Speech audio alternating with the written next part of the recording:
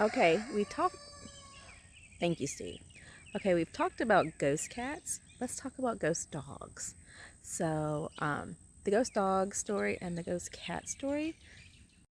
And the reason why the ghost dog and the ghost cat story go together is that when I was in my early 20s, I had a beloved Chihuahua. I've had Chihuahuas since I was like 17.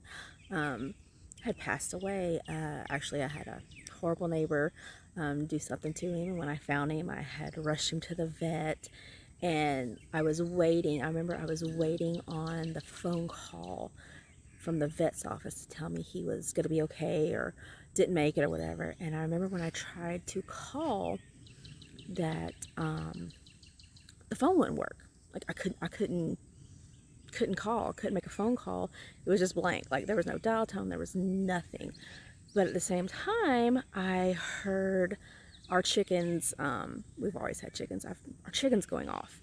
And like, kind of how his name was Mr. Porkchop, how Porkchop used to chase the chickens.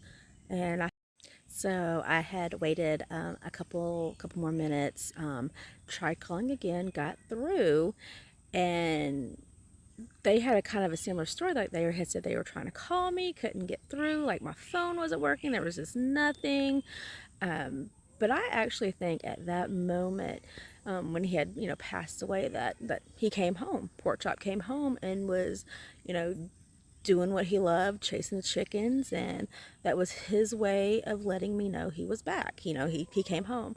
And that's why when I heard about the ghost cat, or discovered the ghost cat, I used to feel something small walking around my feet, which I always thought it was Mr. Porkchop coming back.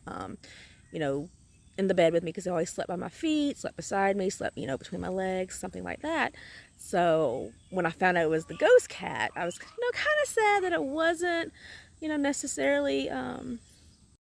But I absolutely believe our pets come back. They're our family. They're our children's.